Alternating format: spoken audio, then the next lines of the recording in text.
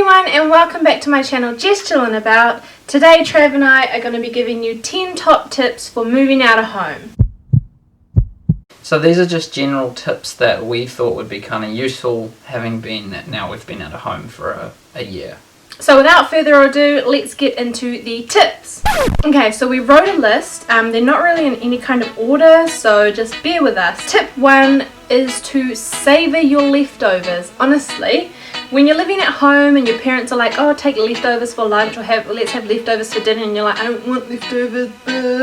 Honestly, when you move out, you're going to love leftovers because it means it's one less meal to cook, one less meal to buy for, and it's just, you will learn to love leftovers. So yeah, I think it's just generally a lot easier that you make your dinner, then the following day you have whatever's left over. You just have to put it in a container and take that with you to work, school, uni, whatever, and that's your lunch sorted, quick and easy. So our next tip is that sunny days are really valuable. Having been that we moved out of home and didn't get a dryer, it's nice to have a sunny day so you can hang up your washing rather than just enjoying the sun. Definitely. Instead of being like, oh, it's a nice day today, I can go out and do whatever it is, it's, oh my gosh, it's a nice day, let's get some washing on so we can hang it up, because we don't have a dryer, and if we miss sunny periods, then we either have to hang our stuff up inside, and that just makes it very like damp inside, which you never want to do.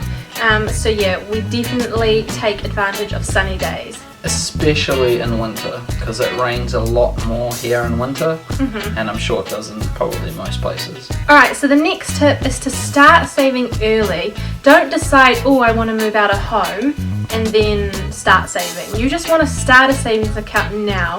If you know that at some point in the future you're going to be moving out of home, start a savings account.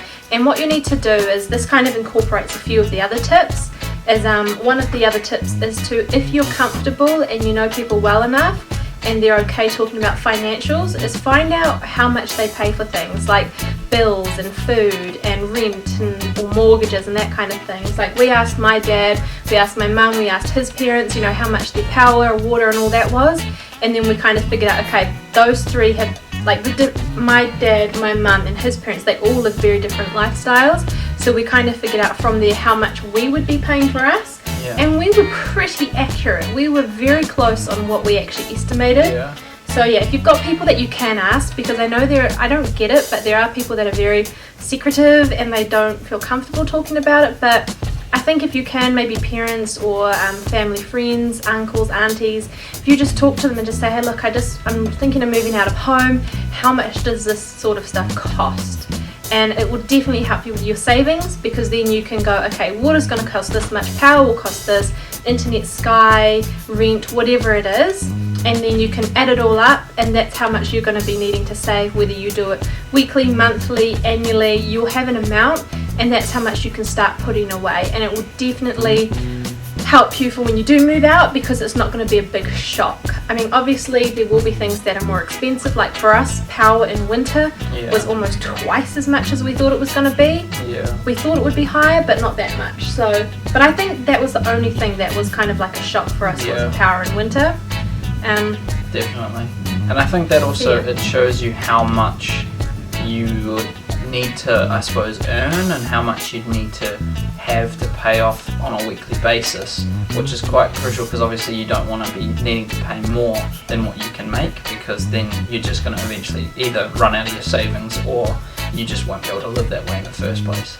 So it's definitely something that you should figure out before you commit and before you sign all the documents to stay in a place or whatever.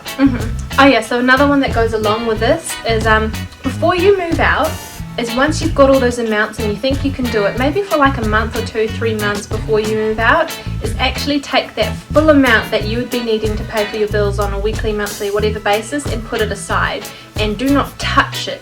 Put that money in an account as though it was never yours to begin with, because in real life, when you move out, that money's gone and there's no way that you can fall back on it. It's gone. So if you get used to putting that away and living off what you actually will have left when you are moved out, it will be really good. And so along with that, obviously rent. You'll need to have a look, or mortgage if you're buying a house, I'm not sure, but this is primarily, I guess, if you're going to be renting. is go have a look at different houses, see what kind of house you can get for what price, so that you can have an estimate of what kind of place you'll be living in and how much you'll be paying for it. I think for about 6 months before we moved out, before we knew we were going to be moving out, I was always looking online, seeing how much places were and what they cost, so that way when it came closer, we kind of knew, okay, so we can afford to spend this much, and we know that this is the kind of place we could get for it. So that would definitely help you with budgeting as well. I don't know if you guys can hear, but the garage below us is going up right now. Holy crap, it's hot. It is very hot today. Alright, so the next tip is compromise. So obviously when you're living at home, you're living with your parents, you're living with your family, you're living with people that you know quite well, so you tend to fit around each other very well. But then if you're moving out either with some friends or into an already established place, compromise is quite important, because you can't always do what you want to do. Obviously if you move into a place with 3 other people and there's 1 bathroom, you can't just go use the bathroom when you want to. You have to almost see what other people's plans are, because maybe someone starts work before you and you go and use the bathroom before them, and it completely screws up their sort of schedule that they already might have. You've got to be flexible to change your routine, because you're moving in with people who have other routines, or if you're moving in by yourself, perfect. But if you're moving in with 1 or more people, no matter how long you've known them for, you've got to establish a routine, and you cannot be picky. You have to be, you just have to be flexible. You can't be stubborn, because no one's going to want to live with someone who's stubborn and picky and unflexible. Yeah, and there might be certain things that you do that you find acceptable or whatever that other people don't, and you just got to bear that in mind, because everyone's different and everyone has their own style and does their own thing. So yeah, so that's quite an important thing. Well, that's what I thought was quite an important thing, and Jess seems to agree. Alright, another one that I'm sure everyone knows by now, whether you are living at home, moving out, whatever, but you do not ever go food shopping when you are hungry. You will end up buying so much junk that you do not need, and it's just like, it's a disaster. Honestly, I've been shopping when I've been hungry, and I'm just like, I think we need this, we need that, oh, we're gonna need this and this and that, and you just find all these things that you wouldn't even normally buy. You end up buying them, compared to if you go like after dinner or after you've had breakfast or after lunch.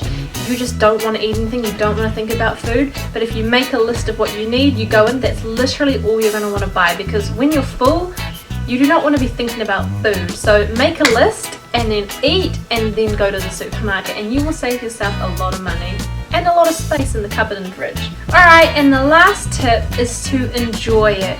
Just enjoy it, because it's so exciting moving out of home. You definitely get to be more independent. I don't know, I guess you have a sense of freedom that you didn't have before. You can do what you want when you want, of course still being respectful to others that you're living with.